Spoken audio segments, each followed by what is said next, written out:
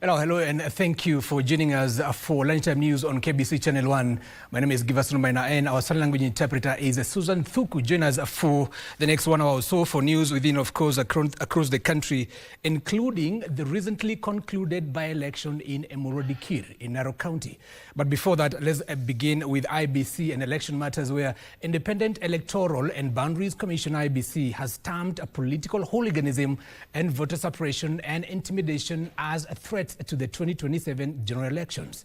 Interior Cabinet Secretary Kipchumba Murkomen has, however, assured that security agencies will ensure all threats are neutralized to ensure a smooth electioneering period. They were speaking during a consultative forum on election security that brought together IBC commissioners, Inspector General of Police, and other top security figures.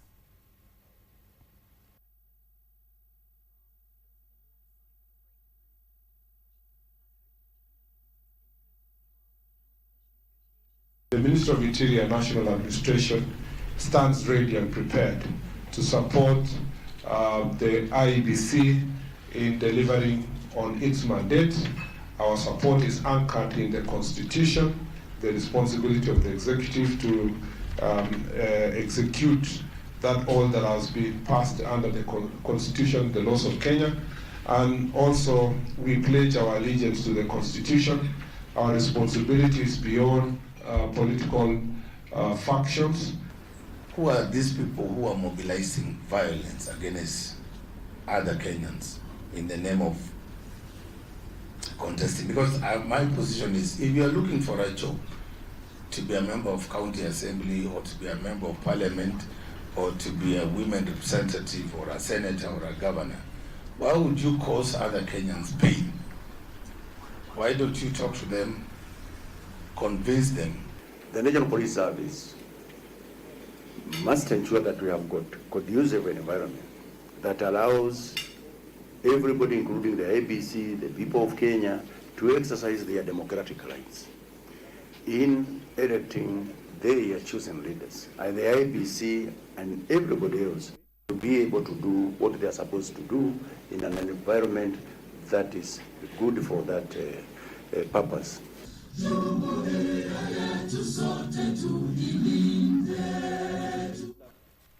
Now, the Kenya Union of Clinical Officers, KUCO, has raised concerns over the amount of cash that troubled SHA is collecting against what is being disbursed. According to the union, the medical scheme is facing a financial crisis despite what the Ministry of Health was portraying to the public. Last month, the ministry told Parliament the authority was collecting 8.4 billion every month, even as hospitals continued to cry foul of pending bills. According to KUCO National Chairman Peterson Washira, SHA was struggling to pay both public and private hospitals due to the current financial crisis. So I want to urge the Parliament and the government that in the next budget, can we budget enough money for the primary health care fund to ensure that our primary health care is fully funded by tax and not by SHIF. We negotiated a CBA, we agreed, it was signed, and a number of counties were called to come to Nairobi and sign. We have gone to those counties and realized that there were chief officers, the county secretaries, the chair of the county public service board that came to attend to Nairobi just to witness others signing, only to carry the copies to their offices to gather dust there.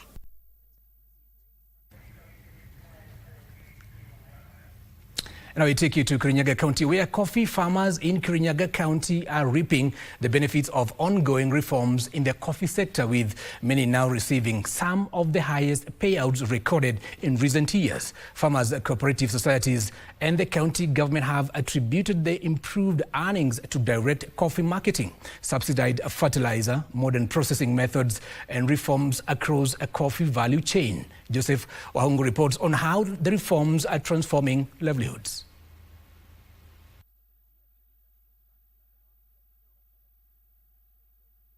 The red ripe cherries arriving at Kamwangi Coffee Factory tell the story of renewed hope among coffee farmers in Kirinyaga County.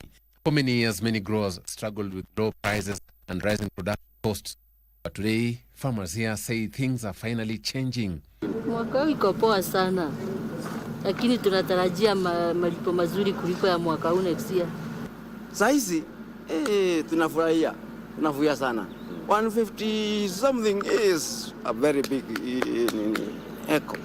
At Ngariama Farmers Cooperative Society, one of the leading coffee societies in the region, reforms are already reflected in farmer earnings. One of those reforms is the direct sales, and that is why we hear the prices of coffee has really improved. The cooperative has more than 9,000 registered farmers and last season paid growers over 377 million shillings after selling more than 4.5 million kilos of coffee. Ile pesa inafika kwa ile eneo ni pesa mingi. Nafikiri inasaidia watu wa hapa kuinua hali yao, kusomesha watoto wao, na pia ukiangalia around eneo hii utaona hata kuna mijengo mpya imekuja.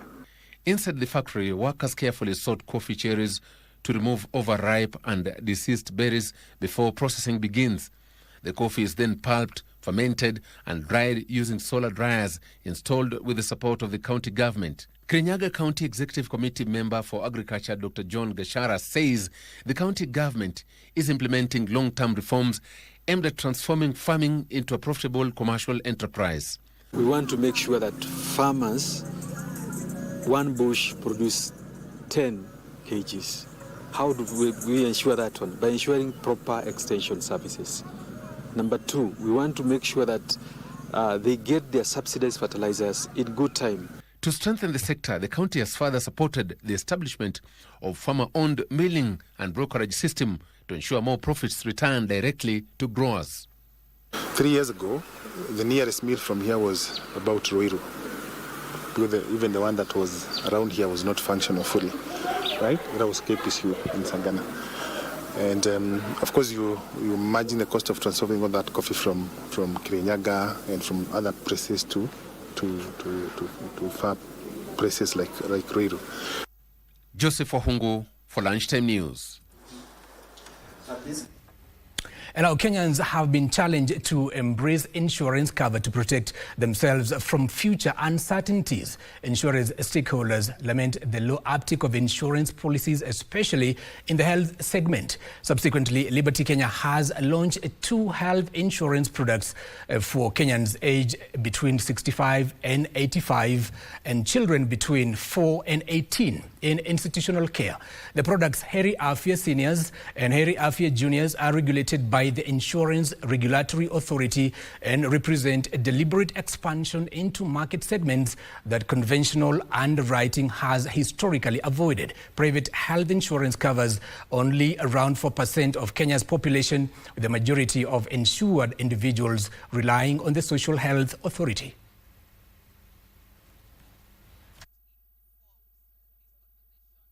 We analyzed over 7,000 claims of over 170 million shillings in value, just to come up with the most common illnesses that were affecting these 2 demographics. And we realized that for the seniors, there were a lot of chronic and pre-existing conditions that we needed to have a product to cater for. And for the juniors, accidents, emergencies, and new diseases like sickle cell. So Kenya's insurance market is growing, but there's some really important coverage gaps in certain segments of the market. There's around 1.5 million citizens 60 and over, and around 8.5 million children in formal education or some kind of institution. These are significant gaps that we think need to be addressed. Why Heri Afya Juniors and Heri Afya Seniors matter in healthcare landscape right now is because it has been a real and persistent protection gap across generations. For the seniors, we're looking at costs that come with later in life medically. For the juniors, we're looking at institutions that are taking care of our children, and they have to have structured medical cover.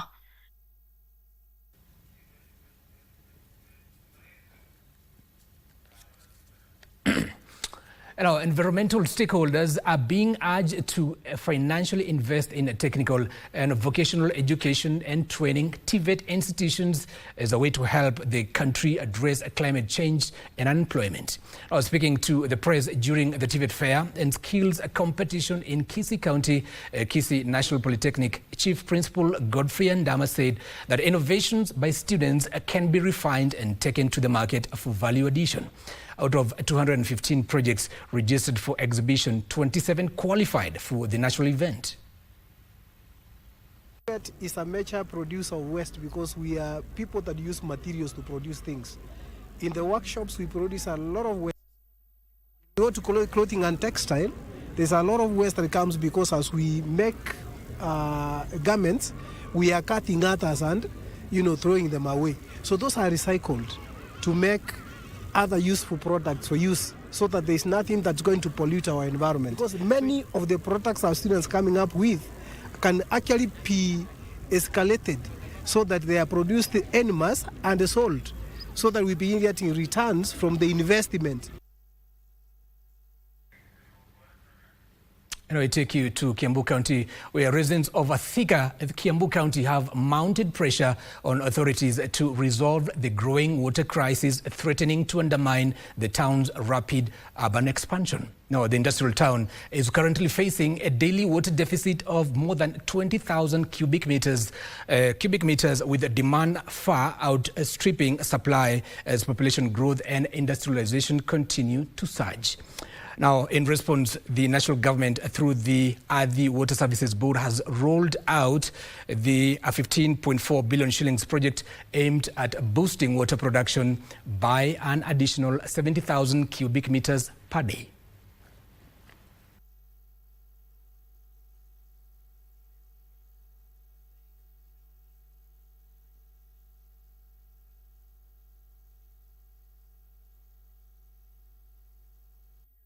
We are people who have not really failed to accept is the water shortage that is limited also because of the finances.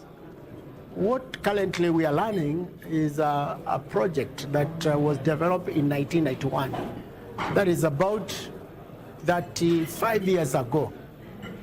No improvement. We currently have a deficit of about 20,000 meter cubed a day that will continue to increase as the population continues to grow. And in this regard, we have aligned together with the national government, the county government, projects to alleviate that situation and to improve our water and sewerage services. The idea of Daninda is to increase water volumes and capacity, and also to extend what we call last mile extension.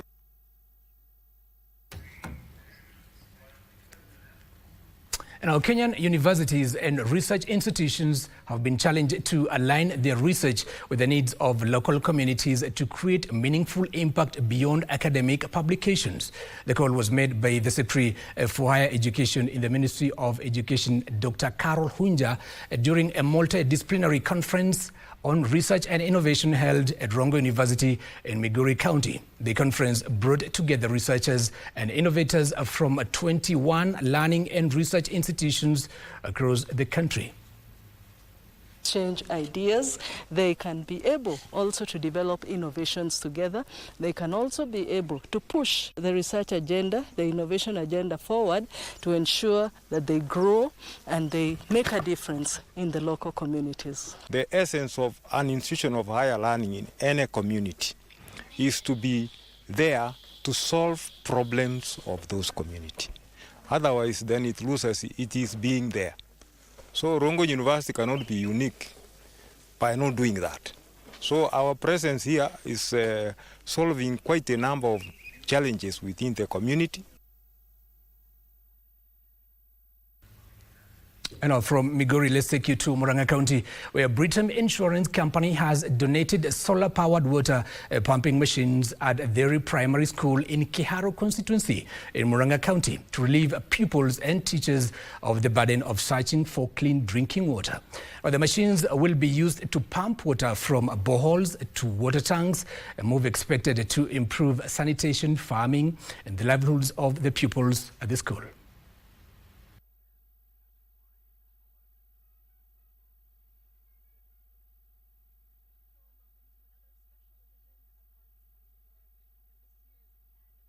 Today, providing clean water addresses that pillar of health and well-being. And the second one also is around education.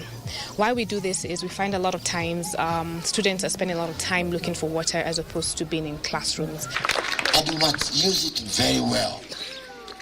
In actual fact, because the water that is from the borehole does not need any treatment. When you come from home, you can come with a small bottle. Before the Britam came, the borehole did not have water. But when they came, they installed solar panels, and now we have enough water, which is enough for washing and for improving our hygiene. Now, women in Mwingi in Kitui County have protested against a recent court ruling in which suspects linked to the illegal donkey, which rather hide trade in the area, were released on what they described as lenient terms.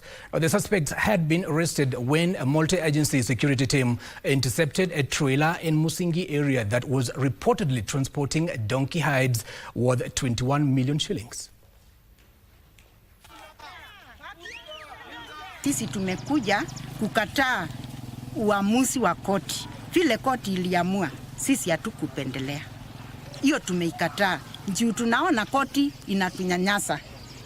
Punda wetu wakishinjwa, hakuna wa kututetea. Kwa hivyo kama hawataki kututetea, sisi community tuko tayari kujitetea.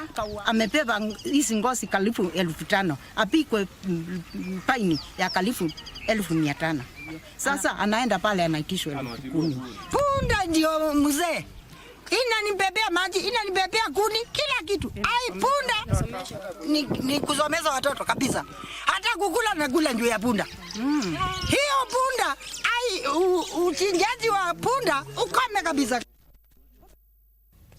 And now, away from that, residents of university, or rather Kenyan universities and research institutions have been challenged to align their research with the needs of local communities to create meaningful impact beyond academic publications. Now, the call was made by the Secretary for Higher Education in the Ministry of Education. Take a look.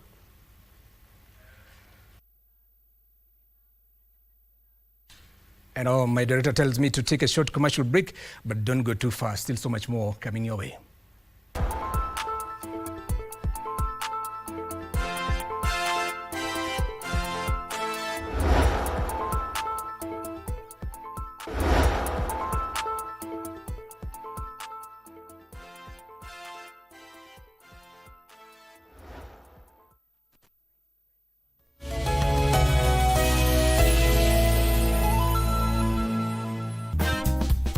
How do you raise a child when your life is so public? How do you remain grounded when the whole world is watching? And I usually tell people, if you want to bring me to sanity, just say, Mama Champ. Immediately. Ninarudi very fast. Kucheka tutacheka kabisa mpaka yabaki mama unakuanga mfani. Lakini there's a moment he knows anajua huyu macho zake zikigeuka hivi it's about to go down. It's about to go down. My son, he's like my older one. You know, Mom, you're the most, and I am the one who is toughest on him. But he always says, Mom, do you know you're the most Gen Z millennial mom that I know? And that's because I keep it fun at home. Now the funny thing is, so I told him, these are the stories that come out. And they come out simply because you are the person that you are. And I even tell him, if anything was to come out, ignore. So do not like being the story. Bring out the story. Got the fear of missing out? Want to keep up with all the latest entertainment news and latest celebrity gossip? From the latest rumors to popping events to the newest fashion trends, here is where you get all the tea or juice when it comes to entertainment, and you get it served on time. All that and so much more on Grapevine every single Monday from 10 p.m. and a rerun every Tuesday from 2 p.m. only on KBC Channel 1. Remember, if you did not see it on Grapevine, then it most probably never happened.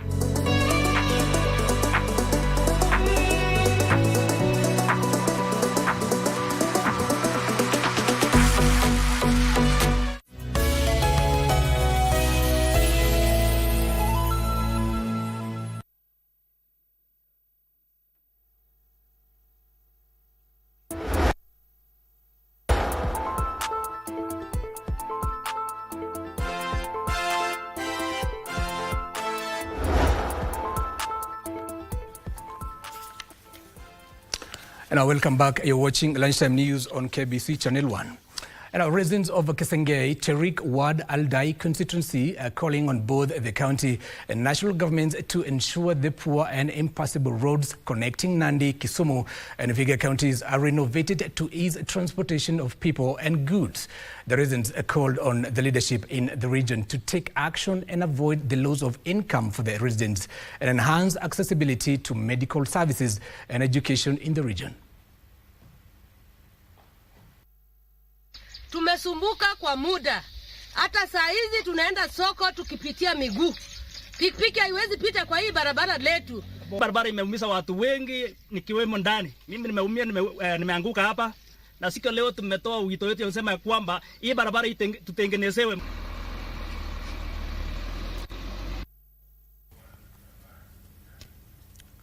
The Ministry of Energy and Petroleum is set to launch the construction of 114 solar mini-grids, bringing reliable power to over 300,000 people in underserved regions in 14 counties. Now speaking during the inaugural event in Kipsing in Oldonyiro Ward, Isiolo County, Principal Secretary, State Department for Energy, Alex Oshiri said that Kenya Off-Grid Solar Access Project, COSAP, is a deliberate initiative by the Kenya Kwanza administration to uplift the livelihoods of residents in underserved regions in the 14 counties of Garissa, Isiolo, Kilifi, Kwale, Lamu, Mandera, Marsabit, Narok, Samburu, Taita Taveta, Tana River, Turkana, Wajir and West Pokot counties. County ya Isiolo, Rais amewawekea mini grid ngapi? 5. Kwa pesa, zile pesa ambazo tumewekeza katika hizo mini grid ni milioni 433, na wale watu watawekewa stima kutokana na hizi mini grid 5 ni watu 2460.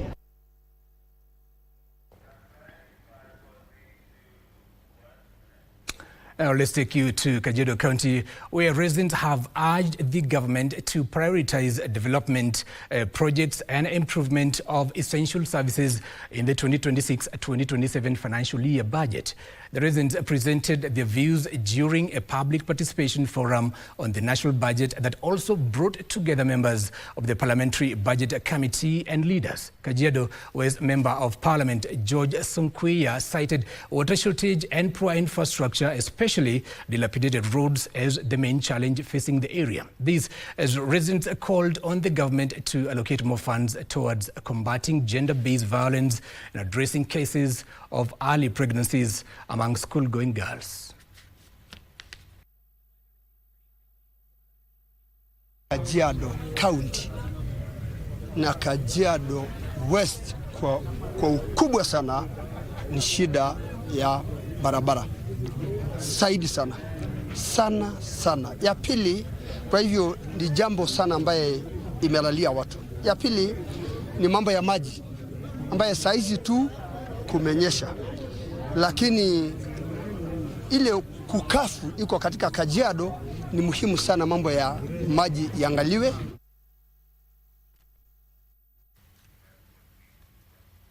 In our matters, Murodikil, by elections, the United Democratic Alliance says its win in all the 3 just concluded by elections in various parts of the country is a demonstration of the impact it has across the country, despite what it said negative propaganda by the opposition. Party Secretary General Omar also attributing the win to the broad-based partnership, saying President William Ruto is assured of a second term ahead of the 2027 general elections. The party also dismissed an opinion poll by TVET polls indicating that President William Ruto would get 24% support if elections were to be held today, saying the pollster has a record of inaccuracy. Wins everywhere.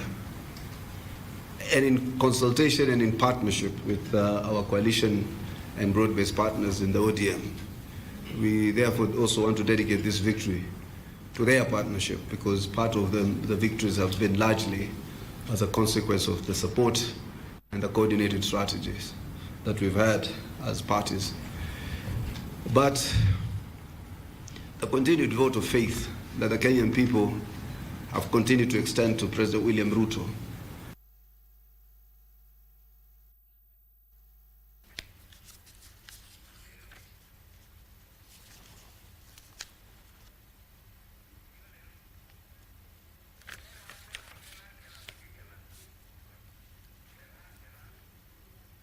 Now, the Kenya National Highways Authority, KENHA, has released 4.3 billion shillings to the National Land Commission NLC to compensate persons affected by the ongoing Kengeleni Kwa Kadzengo Road project in Mombasa and Kilifi counties. Now, KENHA Deputy Director and Road Project Coordinator Engineer Cleophas Macau said delays in implementing the multi-billion shilling project were caused by the relocation process of affected persons.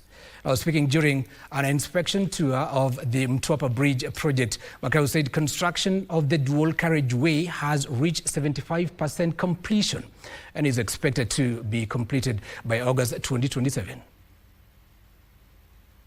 Land Commission, they are progressing with the compensation of the PAPs, and they have done quite a lot of compensation.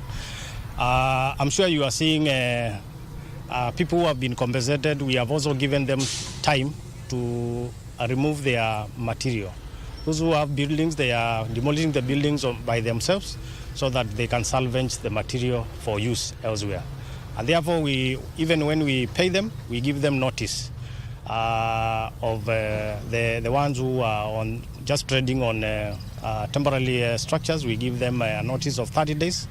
And those who are doing, who require to be compensated for the land, for the buildings, once they are compensated, we give them longer notice, between 60 and 90 days.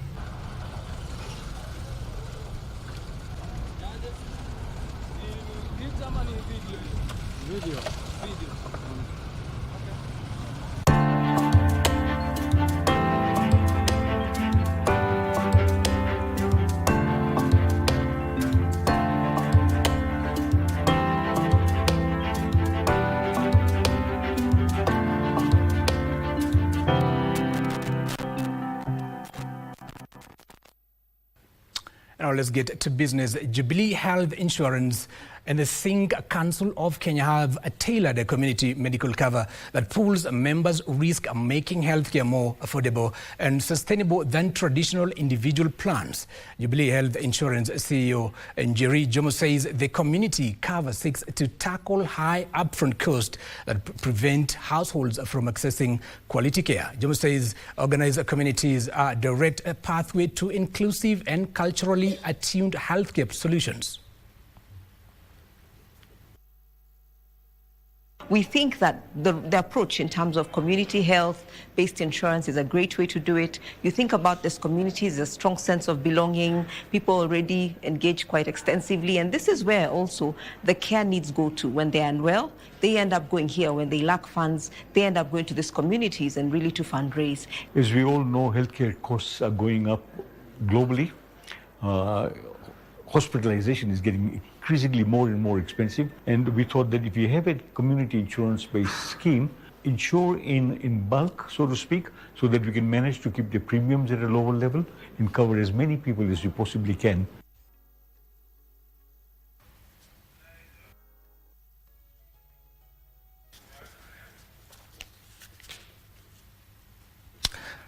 Now, welcome to our very brief interview here. And with a frequent and severe drought and flooding, indigenous crops like millet, sorghum, amaranth, cassava, once staple foods in the country, they are now called, or rather, they are often called forgotten foods. Now, they have been sidelined, and of course, there is a cost to that. Now, to answer that question, in our studio is Joanna Potaka. Joanna, welcome to our studios. Thank you. Yes, you come from a GFA organization, right? Right. Have you done, in your research, you say these foods called now forgotten foods. Mm-hmm. Apart from cassava, do you have something else? Oh, yes. So you mentioned the millets, the sorghum, the moringa, a lot of foods that were the traditional staples, and now are such a minor crop. Although there's a resurgence now, and this is happening globally as well as in Kenya, because where you mentioned about the droughts, the floods, the impact of climate change means we need a more resilient agricultural system. And these traditional crops were so resilient. They survived in higher temperatures, they survived with less water. And at the same time, so many of them are super high in nutrition, often called the superfoods. The millets and sorghum, extremely high in iron and zinc, which are in the top micronutrient deficiencies. Finger millet has got 3 times the calcium of milk. That's absolutely huge. Yeah. So it's going to solve a lot of problems in unison. It's going to help at the farmer end resilience, help in the nutrition. But the challenge is, of course, we've got to go back to driving demand first as well, because we've lost it in our system. And so we really need that demand pull. You need industry for that. You need the entrepreneurs. You need to bring in products, because consumers now want convenient products. We want it tasty. We want it easy. So we've got to create new products from this. And this is where the entrepreneurs, the youth, the women, we need to bring them in to drive this new industry forward. But this is happening in Kenya, it's happening in Africa countries, it's happening across Asia as well. There is this call now and recognition that we've had so much investment in the wheat, maize and rice that we've created what we call a food system divide. So just like you have an education divide, now a digital divide. If you've invested in something, it does well, it attracts more investment, it does better. So the big crops now have well-developed value chains, well-developed consumer markets, and we've lost that for the traditional crops. So it becomes a lot harder to bring them back in to mainstream, because we're not going to have impact if they're not in mainstream. And the farmers can't grow them if we don't have the demand. So there's a whole movement globally to bring them back. Actually, Kenya government's been really innovative. A few years ago, they brought in that flours had to be blended flour to bring in the millet and sorghum into the wheat flour. And that was to help stimulate the whole industry. Have you done research to maybe determine why these are now forgotten foods, instead of the staple foods? Is it because maybe farmers, they want to grow crops that can make money out of it? Because maybe when you grow cassava, when you grow millet, maybe it's on a small scale, so maybe you're not able to make some money out of it. Why are these foods being forgotten now? That's the case now, but wasn't before. So for Kenya, maize was brought in. It wasn't traditionally here, so it was brought in, and then it became easier to grow and use, and it was supported more at the whole value chain, so it became more developed.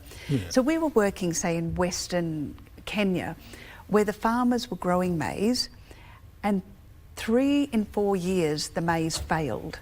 So they did not have a crop or food 3 and 4 years. Yeah, because it's a drier area. You've got to grow the right crop for the right area. Now, traditionally, they had grown millet and sorghum. Maize had been given as the free food aid as well at difficult times. People had become used to eating it. They started growing it. And when you ask the farmers, well, why are you still planting maize? There's a reason. The farmers are smart about it, because now the seed systems are well developed, so they can get the seeds easily. The seeds part. And the market's well developed. They know they can sell their maize. And they know pretty much what price they'll get as well. If they went back to millet and sorghum, the seed system's no longer well developed. The market is more difficult to sell. There are no structured markets for coffee, for cassava, millet, sorghum. There are no structured markets for those. Exactly, it's not as developed anymore. And they also have to go back to relearning, we can cook the same ugali, we can use the millet or sorghum as in the same way, and we can mix it with maize even. The more diversity, the better. It's not one crop versus the other. We need that diversity to have the resilience against climate change and to have the better diet. Actually, Giverson, have you eaten millet or sorghum? It's been a long time. There we go. It's been a long time. Right. Yeah. And that's so you're young. It's a young generation. We've lost something, but it's coming back. It's coming back. But it needs, it still needs the effort, and it needs the effort at the demand side, and then develop that whole value chain. But that gives opportunities too. It gives opportunities for new business and to develop the whole value chain. You've been collaborating with universities in Kenya on this matter, on traditional foods.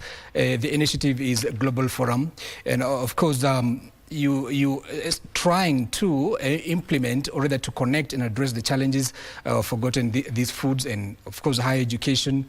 But tell us how, how does this organization and university, how does this research come in helping to bring back these once called staple foods? Yeah, so we needed research to prove the value of it first. We needed research on that whole value chain. So we'd forgotten how to grow the food. We'd forgotten how to cook the food.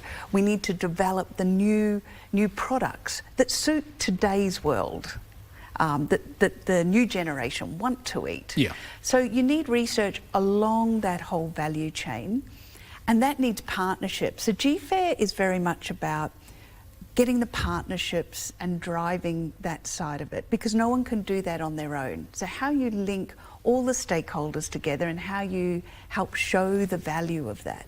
You do research, you have findings, you have recommendations, you have all this good, paperwork, your research. And how do you trickle down this knowledge to the small farmers down there in the village? Yeah. And that is a challenge when you talk about research, including agricultural research. And it's become a whole field in itself. But the way you do it is, it's how you do the research to start with. It shouldn't be done in a vacuum. You have to engage right from the start with the relevant stakeholders. Yeah. One, you'll get better research results. And two, you're more likely to then get uptake. So you don't work in a university on your own. You've got to engage. The farmers have to be at the centre. The entrepreneurs have to be at the centre. A lot of the universities now in Kenya have their own incubation centres, which is brilliant. So they're connecting the students with industry. They're helping them to be entrepreneurs. So now we're even breaking down that barrier of research. And the universities here in Kenya are doing that. Is Nairobi University or the University of Nairobi being involved? And what areas have you gone to do this research? Yeah, so one of the initiatives we run a lot of what we call collective actions, where really we just facilitate. It's about getting the right stakeholders at the table. But one of the initiatives is around getting forgotten foods into the curriculum at universities. Because if it's not there, we're not going to get much further, because the university is important. It's not just they teach a course. It's the youth, it's the new generation, it's that link to industry with their incubators. Many activities they do, which is really important. So if we can bring forgotten foods in the curriculum, that's one piece of the puzzle. Now we've got 50 universities from around the world, from South America, Middle East, Asia and Africa. 30 of those universities are from Africa. 4 of them are from Kenya, and they're all co-designing together curriculum on forgotten foods. So this is really unique. Is it going to be studied in colleges? Yes. So we're making it open source curriculum, so anyone can use it. But the fact that it's being designed by the universities themselves, they own it. So the uptake will be better. Yeah. Your last words. My last words. So much potential.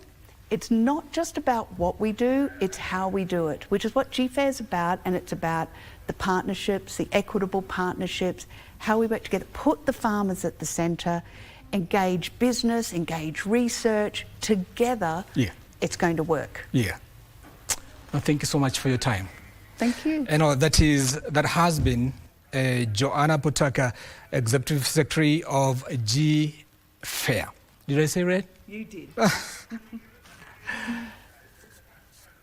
And thank you so much. And now let's get to another story here, where the expansion of Jomo Kenyatta International Airport is expected to start in August this year, ending years of delay and congestion at the nation's premier aviation hub. The Kenya Civil Aviation Authority Director General Nicholas Bodo says the tendering exercise will close this month, with the contractor expected to be picked by July this year. The planned revamp includes rehabilitation of the existing runway, construction of rapid exit taxiways, and development of a partial parallel taxiway.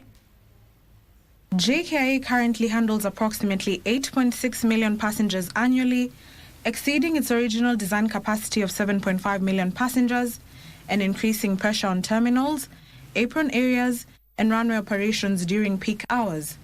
Officials say the move is expected to support safer and more seamless air transport within the region, while strengthening oversight across the East African airspace.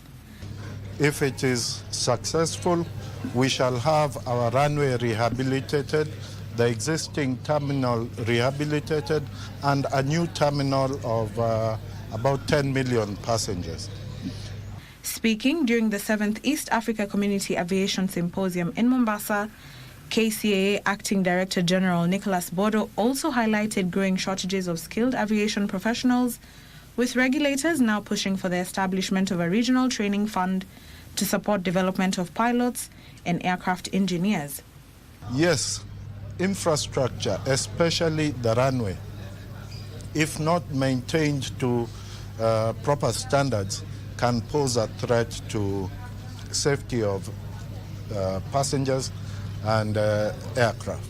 But I can assure you that whatever else we do make sure that our passengers are safe. Regional aviation regulators are also intensifying collaboration under the Civil Aviation Safety and Security Oversight Agency, CASOA, to harmonize aviation regulations, safety standards, and training systems across East Africa.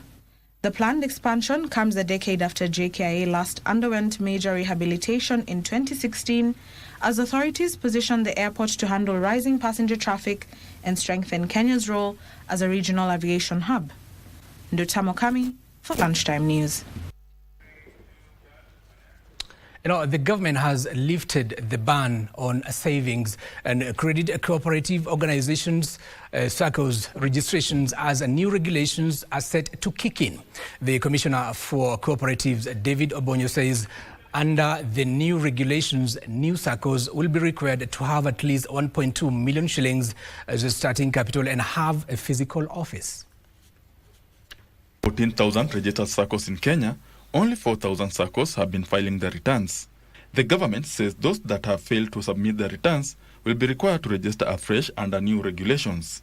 Among the new requirements for Saccos is to have at least 1,000 members, 1.2 million shillings as initial capital, a physical office, and at least one employee and a computer. Every Sacco to be registered, it must prove that they have at least 1.2 million, which will go to the operations.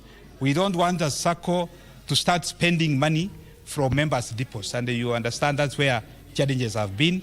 New Saccos are required to raise at least 10 million shillings in deposits in their second year. After 1 year, the Sacco should be able to demonstrate that they are able to mobilize at least 10 million.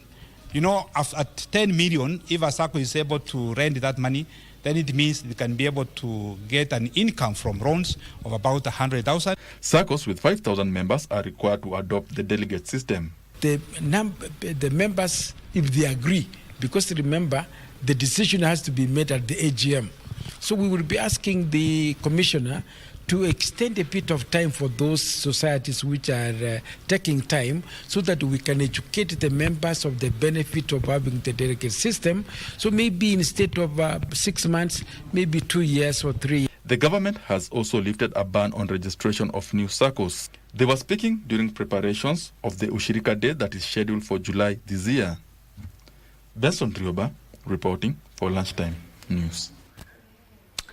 Now let's take you to Safari Park Hotel, where our reporter Trevor Ngendo is on standby to tell us matters about CBD seminar that is being convened by the Board of Registration of Architects and Quantity Surveyors, and they're discussing health, dignity and inclusion in the built environment, harnessing best practices for the built environment professionals, health and well-being outcomes in the built environment, and how are being achieved through coordinated decisions. Trevor, if you can hear me, bring us to speed.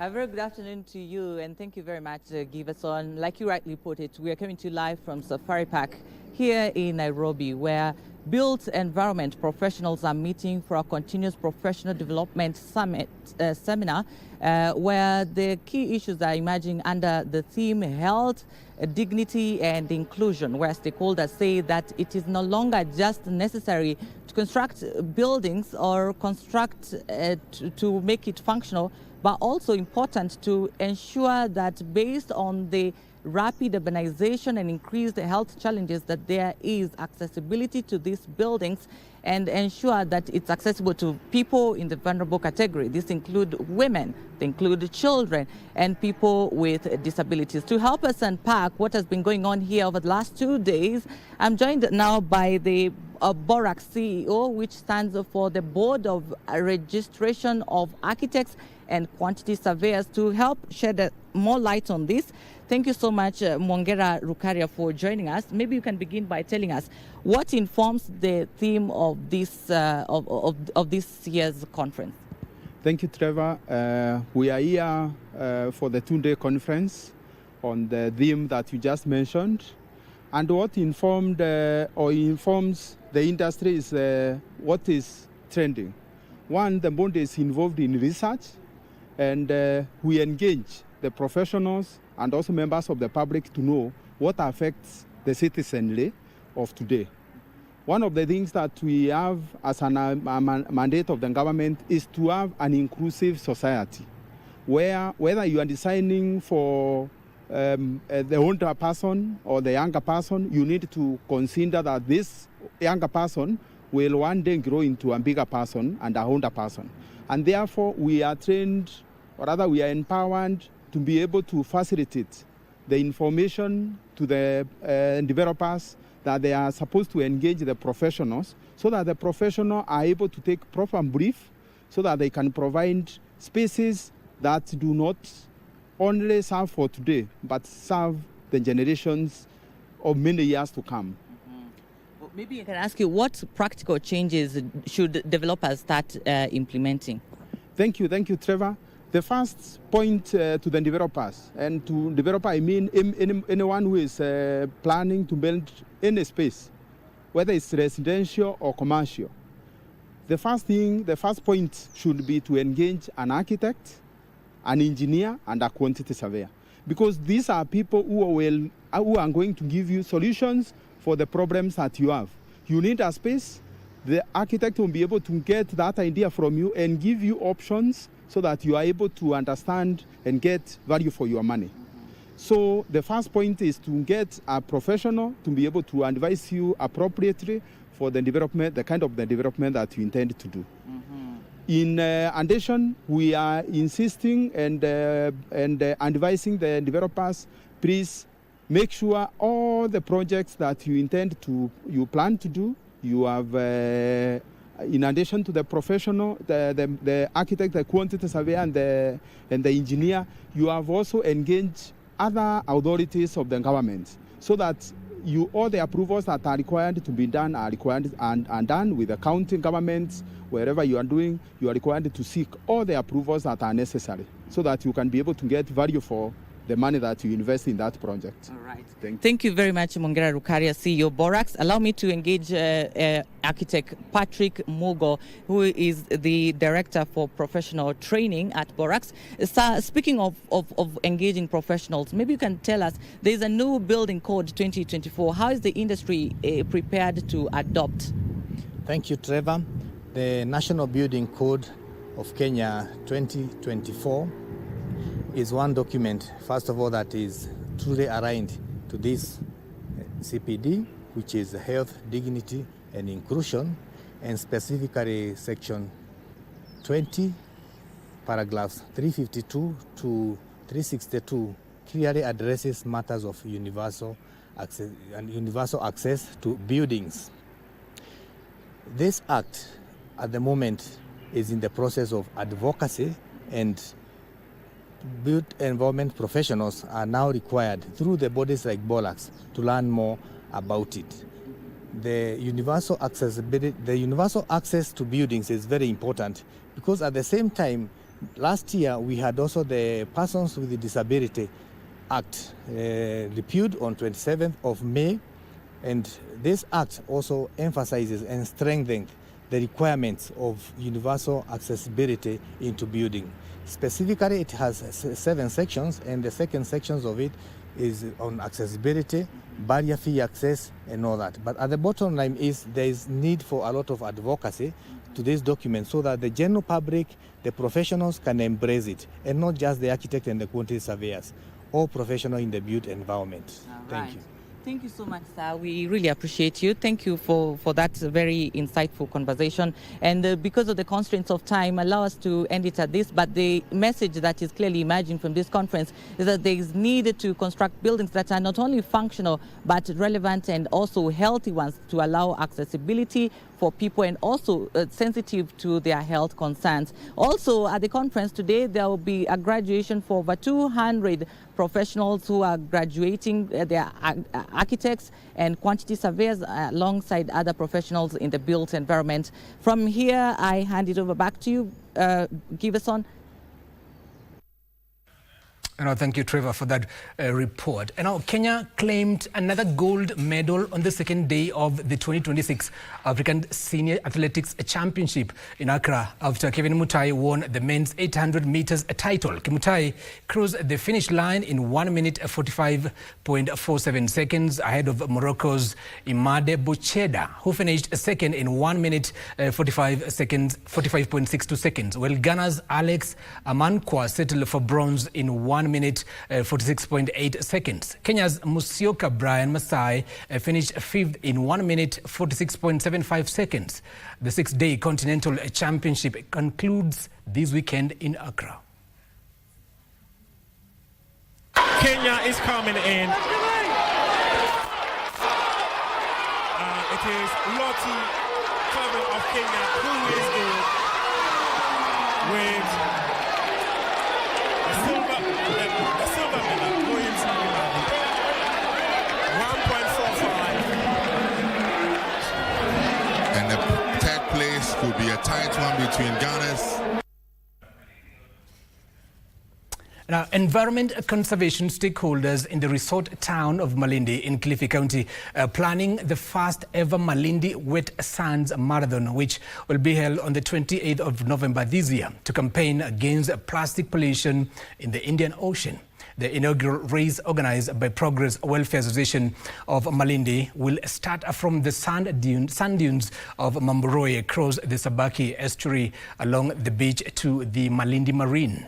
Now, speaking during the monthly cleanup from Casino Beach to the Ocean Beach Resort and Spa, Kate Mikali, the chairperson of the movement, said the inaugural event will transform the Sabaki estuary and Malindi Beach into a powerful global stage where sport, environmental advocacy and economic opportunity converge while raising funds for a permanent circular economy hub in Malindi.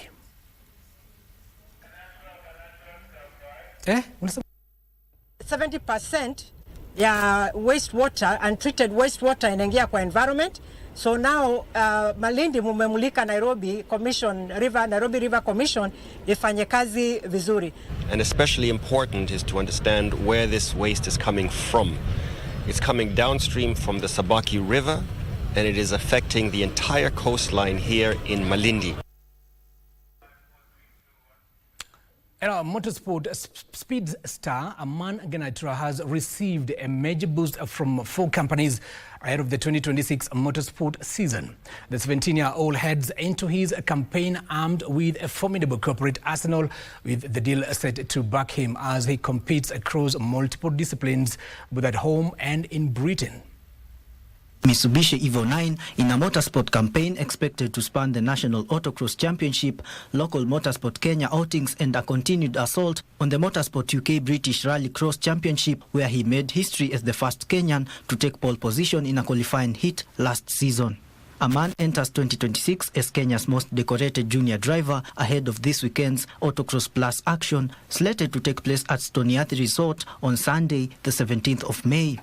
He wrapped up the 2025 Shell Autocross Championship with top honours in the 4-wheel drive restricted category. This season I've decided to also compete in Autocross Plus. Last year we were focused on motocross. But yeah, following our results of last season, we're looking very confident coming into this season. and hopefully we'll come out of the passive. The title capped a dominant season in which he and navigator Mudassar Chaudhry consistently set the pace at venues across the country. His credentials extend well beyond Kenyan borders. Really look forward for this season, and I think it's exciting with the way it started. I know there's rain, but we hope weather changes. They'll change a lot of things. So what I say, everybody, and go out there, be safe and enjoy yourselves. In 2022, Aman became the first Kenyan to compete in the European Autocross Championship. 2 years later, still only 15 years old, he became the first Kenyan to secure pole position in the qualifying heats of the Motorsport United Kingdom British Rallycross Championship. Sean Muya for Lunchtime News. Another story from Sean Muya. That's where we end our Lunchtime News on KBC Channel 1 is coming to live from the Broadcasting House in Kenya's capital, Nairobi. My name is Giverson, Maina, and our sign language interpreter is Susan Thuko. See you again tomorrow, same place, same time.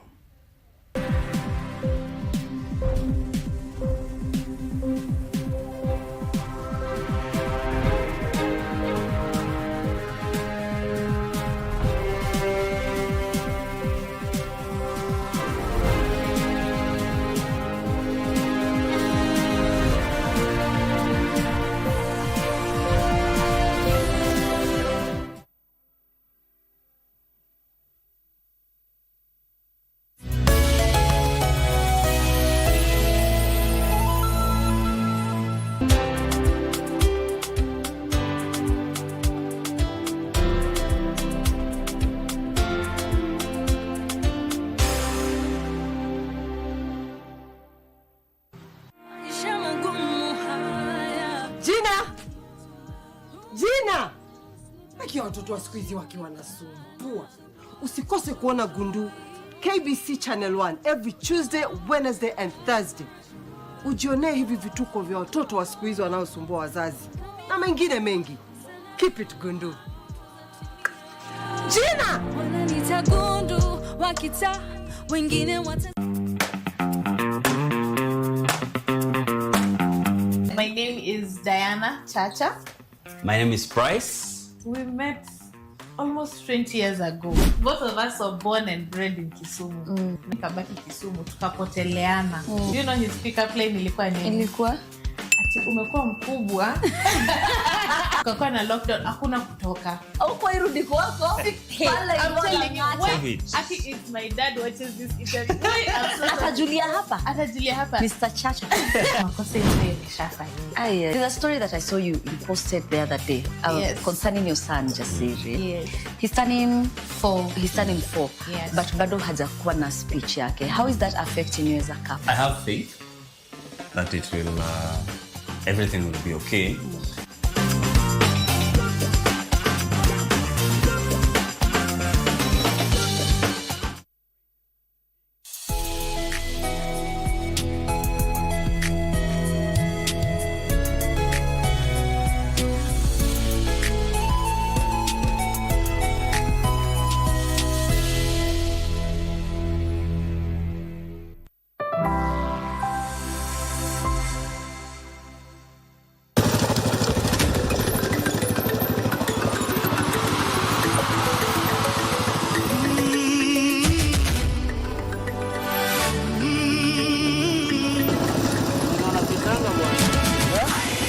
Located amidst the breathtaking landscapes of Machakos County,